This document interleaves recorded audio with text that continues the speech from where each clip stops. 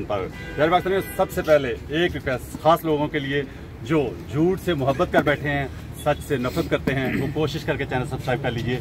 शायद ज़िंदगी में कभी हल्का सा झटका लगे और ज़मीर जागने का चांस बन ही जाए। यार पाकिस्तानियों, आज मैं अपने चाहने वाले जो मोहब्बत करने वाले हैं वो तो शायद कम तादाद में होंगे, जिनको करोड़ों चाहते हैं आप लोगों की ख्वाहिश पूरी कर रहा हूँ। बड़ी मोहब्बत थी लोगों की जो आपको भी चाहते हैं, मुझे थोड़ा सा चाहते हैं, तो उनकी ख्वाहिश थी कि मैं आपके पास क्यों नहीं आता। मैं आपको सुनता हूँ, लोग आपसे बहुत प्यार करते हैं माशाल्लाह। मैंने आपके कई प्रोग्राम सुने हैं और बल्कि वो क्लिप जो आते हैं ना छोटे छोटे, वो लोग करते हैं वो वायरल करते हैं, उसमें से वो मेरे पास भी आ जाते हैं। आपको कम्युनिटीज हैं उसमें वो आ जाते हैं, हम उसको देखते हैं। मतलब मैं अपने आप को लकी कह सकता हूँ? नहीं, यू आर वेरी गुड माशाल्लाह, और आप बहुत अच्छा काम कर रहे हैं। वी आर लकी के आप हमारे बीच में।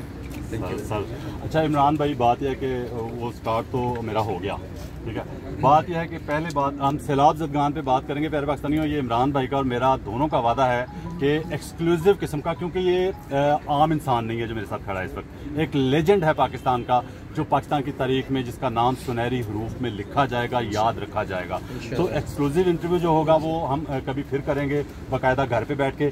आज क्योंकि सैलाब ज़दगान के कैंप में हैं, इनसे मैं ये भी कहूँगा जो पैगाम देना चाहें हमारे चैनल के तवज्जुह से, तो वो भी बात करेंगे, क्योंकि सैलाब के अलावा हम यहाँ बात भी करेंगे। लेकिन छोटा सा एक जो लोगों का मेरे पे और आप पे बहुत ज़्यादा लोग एतराज़ करते हैं ना, कि साइड लेते हैं, मुझ पे भी यही तनकीद है कि साइड लेता है जी बंदा। तो मैं सवाल सर करता हूँ, मेरा आप थोड़ा तस्हीह कर दीजिएगा अगर मैं गलत हूँ। मैं कहता हूँ हमारा दीन, कुरान पाक की तालीमात, इस्लाम हमें कहीं नहीं इजाज़त देता कि आप हक और बातिल में, झूठ और सच में न्यूट्रल हो जाएं। आप अभी इसके साथ ज्यादती करें, मैं इसकी साइड ले लूँगा।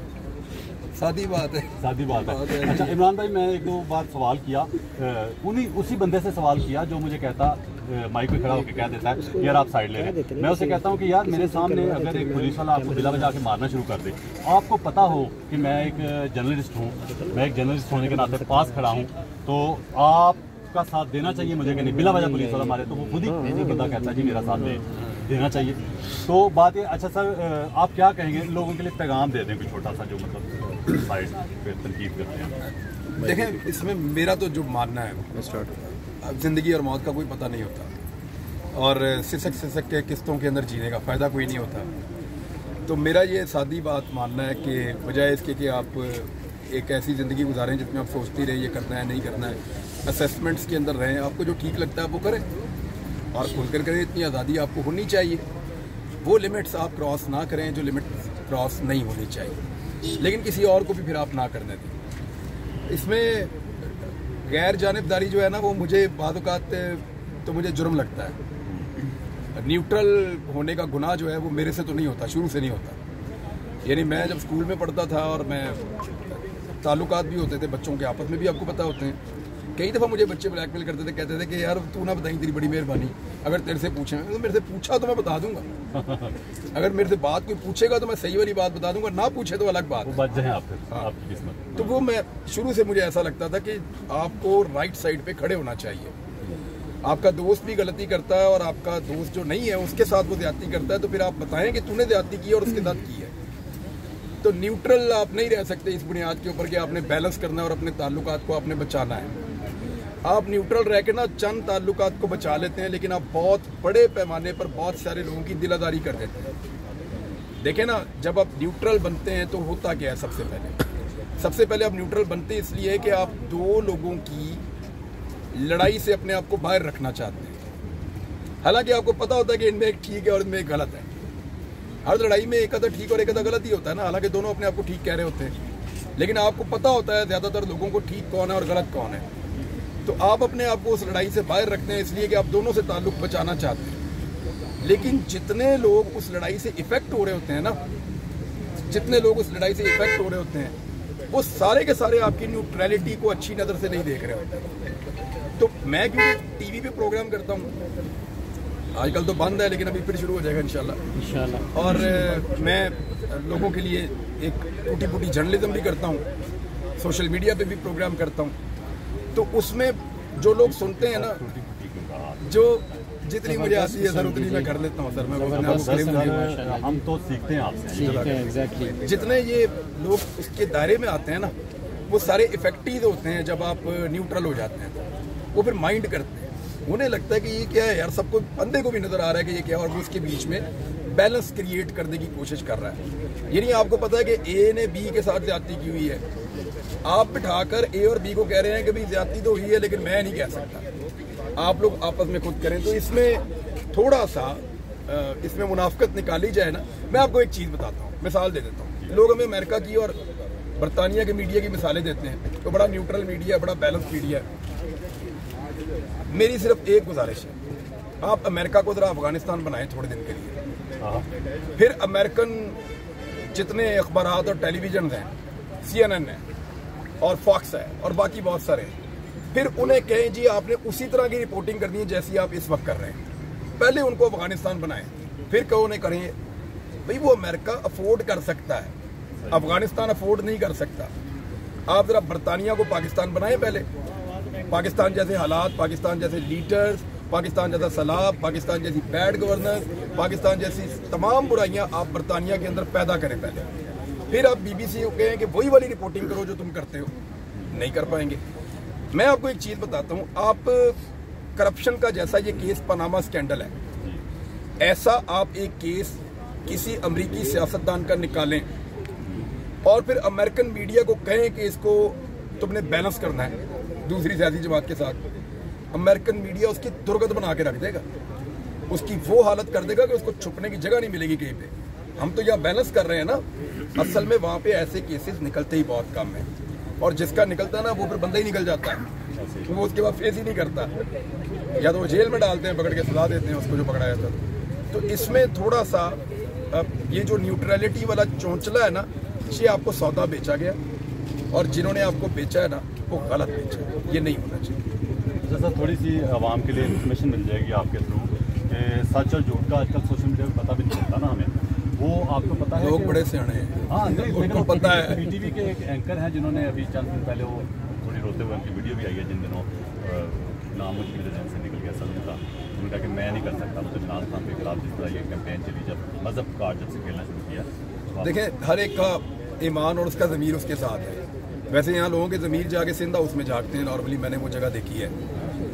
अब मैं इसको और थोड़ा सा हम इसको सिंप्लीफाई कर देते हैं। देखें, लोग बहुत समझदार हैं, आप जब बात करने लगते हैं ना तो उनको पता होता है, आपकी शक्ल देख के उनको पता चलता है इसके पेट में क्या है, इसके अंदर से निकल के आ रहा है, ये गले से बोल रहा है, पेट से बोल रहा है, दिमाग से बोल रहा है, दिल से बोल रहा है। लोगों को सब पता होता है, लोग बहुत समझदार हैं। हमारे लोगों की पब्लिक डीलिंग बड़ी कमाल है, उन्हें फौरन पता चल जाता है इसके दिमाग में क्या चल रहा है, बल्कि ये भी पता चल जाता है होना कहेगा कि हाँ अब ये क्या करेगा, अब ये क्या कहेगा, लोगों को ये भी पता चल जाता है। बहुत समझदार है और आप लोगों को बेवकूफ़ नहीं समझ सकते। मैं आपको मिसाल दे देता हूँ, हमारी कश्तियाँ गई हैं अभी वहाँ पे सिंध में, तो वहाँ के MNA ने धमकाया हमारे लोगों को और उन्होंने व्हाट्सएप पे डाला, मैंने उसको ट्विटर पे भी डाला, और उन्होंने कहा जी कि अपना ये सामान हमारे हवाले करें और हम बताएंगे कि ऑपरेशन कैसे करने हैं। तो खुद तो वो कर ही नहीं रहे कोई काम, दूसरे जो करते हैं उनमें मुदाखलत करते हैं, तो हमने इनकार कर दिया। जो लोकल से हम पंजाब से लेकर गए हुए थे रेस्क्यू 1122 के जवानों को, रेस्क्यू वालों ने 2 दिन के अंदर 15 बंदे 2 दिन के अंदर 15 लोकल जो सिंधी हैं उनको ट्रेंड किया और वो जदीद कश्तियाँ बेहतरीन चला रहे हैं। अगर दिमाग काम ना करते हो तो वो कश्तियाँ चला सकते हैं इतनी शानदार, और वो चलाते हैं बिल्कुल ठीक। उन्होंने कहा जी इनको रिपेयर करनी भी सिखा दी है छोटी मोटी, इनको ये भी सिखा दिया कोई प्रॉब्लम हो इसको रिजॉल्व कैसे करना है, इनको उसकी फ्यूलिंग का बता दिया है, इनको इसका किस तरह ऑयल चेंज करता है वो भी बता दिया। 2 दिन के अंदर, यानी एक शाम और अगली सुबह, 2 दिन के अंदर उन्होंने ट्रेंड कर दिया उन्होंने 15 बंदे जदीद कश्तियाँ चलाने के अंदर। तो पाकिस्तानी समझदार लोग हैं, बेवकूफ़ नहीं है, उन्हें पता चलता है कौन कहाँ से बोल रहा है। मेरा भी सर यही क्लेम है इस कौम से कि पता इनको है, जिसका लीडर ईमानदार है उसको पता है मेरा लीडर ईमानदार है, जिसका लीडर चोर है उसको पता है। यार एक काम आप बड़ा मजे का करते हैं, आप उन्हें पूछते हैं कि दुआ करो कि ताड़ा बेटा जड़ा है ना वो ये बन जाए, तो वो सिर्फ एक बंदे के सपोर्टरों ने दुआ की। हाँ, वो अब देखें वो ये कितनी मजे की बात है, यानी वो लीडर वही है लेकिन मेरा बच्चा वैसा नहीं बनना चाहिए। अच्छा इमरान भाई, मैं तकरीबन ना 6 महीने आइडिया ये सवाल अपने जहन में रख के ना सोचता रहा कि ये करूं कि ना करूं, पता नहीं लोग माइंड करेंगे, लोग पसंद करेंगे, लेकिन वो पूरी दुनिया में बड़ा वो मतलब पसंद किया। अरे मैं वो मैंने क्लिप सुना, मैंने कहा यार आइडिया क्या इनके दिमाग में है, और आप वो पूछते थे ट्रैप करके बंदे को, बड़े तरीके से उसको ला के उसके बीच में, जब वो उस दायरे में आ जाता था, जब वो कहता नहीं मेरा बच्चा क्यों ऐसा होगा, तो वो फिर उस पे जो है ना, उसको पता नहीं होता था आगे मेरे साथ क्या होने जा रहा है। तो सर ये अल्लाह ताला की दी सलाहियत है, मेरा इसमें कोई कमाल नहीं है, ठीक है। लोग मुझे यही कहते हैं कि तुम जब सवाल किसी से कर रहे होते हो ना, देख तुम आसमान की तरफ रहे होते हो, अगले के आगे माइक किया हुआ है और ऐसे लगता है कि बस अपने मस्ती में मस्त है, लेकिन जो ही उसने गलत बात करनी है उधर इसने पकड़े जाना है। अल्लाह की दी सलाहियत है और दूसरा आप लोगों से सीख रहे हैं, बड़े जो हमारे सीनियर हैं, ठीक है। अच्छा मुझे ये बताएं, मुझे सर मेरे थोड़े से चाहने वाले जो हैं दुनिया में फॉलोअर हैं, उन्होंने बड़ी रिक्वेस्ट की और ख्वाहिश का इज़हार किया कमेंट्स में भी, सोशल मीडिया पे, कि आप भी जो है ना सैलाब ज़दगान के लिए पैसा इकट्ठा करें। पहला सवाल आपसे ये है कि आपको डर नहीं लगा सैलाब के लिए पैसा इकट्ठा करते हुए, क्योंकि आपको पता है ये ब्लेम गेम जो कैसे करते हैं ये सियासतदान जो होते हैं, तो आपको थोड़ा आया वैसे जहन में कि कल को कोई इज्जत और जो है ना आपका इज्जत रिज़्क और ज़िंदगी, ये तो अल्लाह ताला का काम है।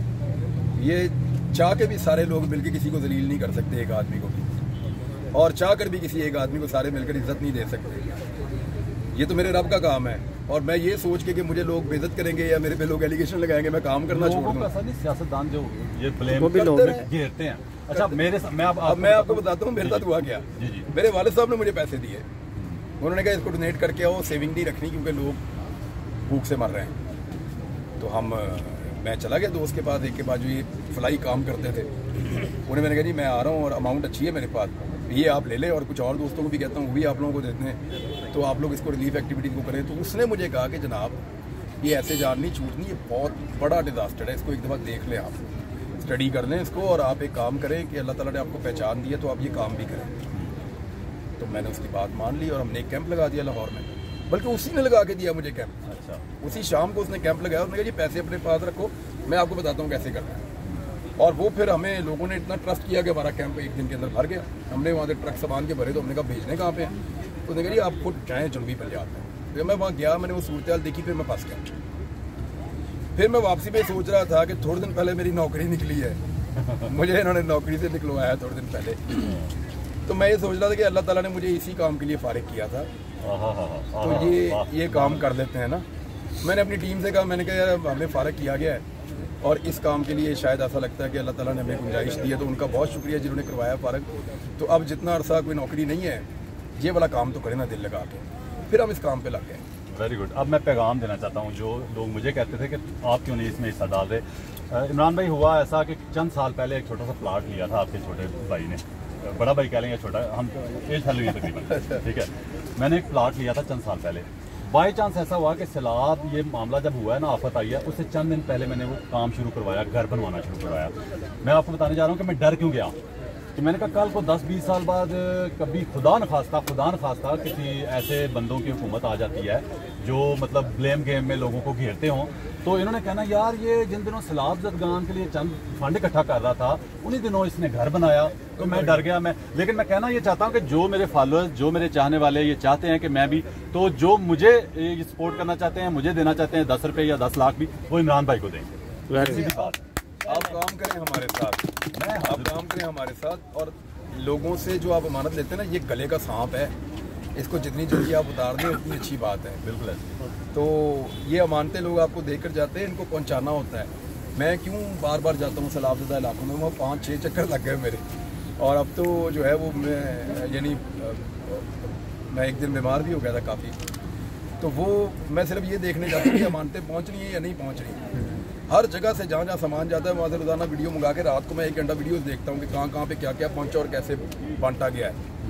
ये गले का सांप है, जितना लोग हमें सामान देकर जाते हैं। अगर ये इसका गलत इस्तेमाल हो गया तो मैं इसके लिए रिस्पॉन्सिबल हूँ, और मैं किसी ऐसे बंदे को नहीं छोड़ूंगा टीम के अंदर जिस बंदे ने कोई इस तरह की हरकत की, और ये मैंने सबको बताया भी हुआ है। तो लेकिन अल्हम्दुलिल्लाह सारे वॉलंटियर बहुत अच्छे हैं, दिल लगा कर काम कर रहे हैं, अपना टाइम भी दे रहे हैं और अपनी एफर्ट भी दे रहे हैं। वो एक रज़ा भाई हैं हमारे, मैं उनकी तारीफ़ करना चाहूँगा। उनके बेटे को चोट लग गई 3 दिन पहले, वो दादू में बैठे हुए हैं, वो लोगों को खाना खिलाने का और खैमा बस्ती को संभालने का काम कर रहे हैं। अब उन्होंने एक मस्जिद, बच्चे को छोड़ के, हाँ, उन्होंने एक मस्जिद भी बनाई हुई है। उनके बेटे का एक्सीडेंट हो गया, उसको उसके दांत भी टूट गया, और रज़ा भाई ने अपने बेटे को कहा कि यहाँ बच्चे तेरे से ज़्यादा मुश्किल में हैं, यहाँ जो दादू में बच्चे हैं वो तेरे से ज़्यादा मुश्किल में बेटा, तो मेरी ये जिम्मेदारी है, मैं यहाँ से वापस नहीं आ सकता, तो तुम अपना ख्याल रखो, डॉक्टर से अपने आप को चेक करवाओ, ठीक करो, दवाई खाओ, अपना ख्याल रखो। ये और उनके एक बाप के लिए उसका बेटा, और रज़ा भाई बहुत प्यारे आदमी है, वो वहीं बैठे। मैंने जाके उनको पकड़ा, उनको मैंने पूछा, मैंने कहा आप घर जाएं। कहते नहीं इमरान भाई मैं इनको छोड़ के नहीं जा सकता इस वक्त। उन्होंने वहाँ मस्जिद बनवाई है, वहाँ उन्होंने नलके लगवाए हैं। रज़ा भाई वहाँ पे रोज़ाना खाने की निगरानी करते हैं और अब लोगों को खैमे लगा लगा कर देते हैं। उन्होंने 2 खैमा बस्तियाँ बना ली हैं, तीसरी के ऊपर काम कर रहे हैं। इवन लोगों को आरजी वॉशरूम तक उन्होंने खुद डिज़ाइन करके वहाँ बनवा कर वो दे रहे हैं। और राशन अलग बांटते हैं रोज़ाना, फिर रोज़ाना राशन लोड करवा के बहुत सारा बंदे लगा के कश्तियों पर रवाना करते हैं दूर दराज एरियाज़ के अंदर जहाँ पे राशन नहीं पहुँच रहा। तो ये वो उनकी रज़ा भाई और उनकी टीम को रोज़ाना ये काम कर रहे हैं। और लोग भी हैं वहाँ पे, हमारे अमीन भाई हैं वहाँ पे दादू में, वो बहुत अच्छा काम कर रहे हैं। नेवी वाले बहुत अच्छा कर रहे हैं, हमें मदद करते हैं। बल्कि नेवी वाले कुछ 1-2 लड़के हैं वो चित्राल साइड के, वो बहुत दूर दूर जाते हैं। कई लोग होते हैं ना उनको फिरने का शौक होता है, वो दूर दूर जाते हैं, जब किसी को उतारते हैं फिर आगे जाते हैं। वो एरियाज आइडेंटिफाई करते हैं वापस आके, जी हम एक जगह देख कर आए जहाँ पे कोई नहीं गया, राशन भी नहीं गया, तो वहाँ पहुँचाना चाहिए। तो हम फिर उनको राशन देते हैं नेवी वालों को। वो उसको हमने हल्के वजन के बनाए हुए हैं, 15 से 20 किलो के दरमियान में, वो 18 किलो का शायद। तो वो एक हाथ से भी उठाया जाता है। तो वो 50-60 राशन ले जाते हैं, ले जाके वहाँ बांट के फिर वापस आते हैं। अच्छा इमरान भाई थोड़ा सा बता दें अवाम को कि आगे आप, मुझे ये भी पता चला घर बनाने जा रहे हैं बलूचिस्तान में। ये जो हफ्ता शुरू हो रहा है हम 500 घर शुरू करने वाले हैं, क्योंकि बलूचिस्तान से पानी उतर गया। हमें कुछ डोनर्स ने कहा था कि उनके पैसे घर बनाने में इस्तेमाल करने हैं। तो वो बलूचिस्तान में क्योंकि गुर्बत बहुत है, हालात बहुत ख़राब हैं, पानी वहाँ पे उतर गया है, वहाँ पे घर आप बन सकते हैं, तो हमने वहाँ से काम करने का फ़ैसला किया। अब वहाँ पे डाटा मुकम्मल हो रहा है। हमारी प्रायोरिटी ये है कि अगर कोई बेवा है, कोई यतीम है, कोई लावारिस लोग हैं या कोई बहुत ही गरीब लोग हैं जो नहीं अपने आप को संभाल सकते, उनके घर हम प्रायोरिटी के ऊपर बनाएंगे। जो तगड़े लोग हैं उनकी मदद करेंगे, लेकिन बाद में करेंगे। कौम को थोड़ा सा ये भी बता दें कि कब तक एक्सपेक्टेड है कि ये ज़रा आपस से निकल जाएंगे कौम वैसे? देखें जो बलूचिस्तान है वहाँ पे अगर आप घर बना देते हैं, और वो लोग खुद भी माशाल्लाह मजबूत हैं, उनकी रेजिलियंस काफ़ी है, वो अगर मिलजुल कर मेहनत करें और सब लोग मिलकर करें तो 2.5 माह में 3 माह में बलूचिस्तान में काफ़ी हद तक वो सिक्योर हो जाएंगे। और सर्दी से पहले पहले उनको एक कमरे का अगर घर मिल जाता है, पैसे गवर्नमेंट दे देती है, या जो इमरान खान साहब ने इकट्ठे किए हैं वो भी मिल जाते हैं उनको, तो वो अपने घरों के अंदर अगर चले गए एक कमरे में तो वो सर्वाइव कर जाएंगे। ज़िंदगी का पहिया वापस आएगा, उनको चंद साल लग जाएंगे वापस अपने आप को पूरा भरपूर तरीके से लाने में। जो आपके पंजाब वाले हैं उनको भी अभी तकरीबन 4-5 माह लग जाएंगे। ये सर्दियाँ उनकी बहुत मुश्किल हैं जो आ रही हैं पंजाब वालों। खैबर पख्तूनख्वा वाले जो हैं वो उनकी गवर्नमेंट उनको अच्छा संभाल रही है। मैं उम्मीद करता हूँ कि ये सर्दियाँ मुश्किल होंगी, लेकिन वो भी 6 माह की 8 माह के अंदर अपने आप को रिवाइव कर लेंगे। सिंध मुझे जो है ना वो कई साल तक ठीक होता हुआ नहीं नज़र आ रहा है। मुझे ऐसा लगता है कि सिंध में पानी उतरते उतरते कई इलाकों में 6 महीने लग जाए, और फिर उसके बाद फसलों का क्या हाल होगा। नीचे ज़मीन बंजर है, उसके ऊपर रेत जमा है, या वो ज़मीन काबिल काश्त रही है या नहीं रही, ये सारी चीज़ें बाद में डिटरमिन होंगी। और घर इतनी बड़ी तादाद में मुतासर हुए हैं कि अब सिंध की गवर्नमेंट पैसे भी नहीं देती, तो वो प्राइवेट तंजीमों के बाद उतने होते भी नहीं हैं। तो यहाँ पे बहुत ज़्यादा मदद करने की ज़रूरत पड़ेगी। अगर बहुत ज़्यादा भी आप करेंगे तो सिंध को सबसे ज़्यादा टाइम लगेगा। पाकिस्तानियों, मैं इमरान भाई ने जो ऑफ़र की है उसके लिए हर लम्हा हर कदम पे हाजिर हूँ। सर मेरी जहाँ ज़रूरत हो मैं कदम कदम साथ मिलकर आपके चलूँगा, ठीक है। और जो भी मोहब्बत करते हैं, ठीक है, तकरीबन मिलते जुलते हैं लोग जो हम दोनों से थोड़ा प्यार, बल्कि मैंने कहते हैं वो गरीबों का इमरान रियाज खान, ठीक है। मुझे ये भी मजाक उड़ाते हैं ना, जिस तरह मतलब वो कहते हैं गरीबों का शाहरुख खान, जिस तरह लोग कहते हैं, बात कोई हरकतें ऐसी हैं तो हाँ, तो शुक्र है, यही मैं कहता हूँ गरीबों का कहते हैं, ठीक है। तो मैं हाजिर हूँ, आप जो पैसा देना चाहते हैं, ठीक है, आप इमरान भाई को दें, वो हक पे पहुंचेगा और असली जगह पे पहुंचेगा जहां पे लोगों को ज़रूरत है, जहां पे लोग तड़प रहे हैं और उनको रोटी की ज़रूरत है। मेरे पाकिस्तानियों, इमरान भाई एक थोड़ा सा लोग और आगे, हाँ सर हम जा रहे हैं बस 1 मिनट के अंदर। तो मैं इमरान भाई ये चाहूँगा कि आप खुद कह दें कि ये माइक पकड़ के कि जल्द एक्सक्लूसिव इंटरव्यू जो है ना हमारा दोनों का। हाँ जी, ये हमारा वादा हो गया, ज़रा थोड़ा हम इस सिचुएशन से निकल जाएँ, हालात थोड़े बेहतर हो जाएँ। मैं अपने घर आपको दावत भी दूंगा और आपको खाना भी खिलाऊंगा और आपकी टीम को भी खाना खिलाऊंगा अपने साथ, और फिर जो आप कहेंगे आपके साथ हम इंटरव्यू करेंगे, जो आपने पूछना हो मैं हाजिर हूँ। पाकिस्तान जिंदाबाद।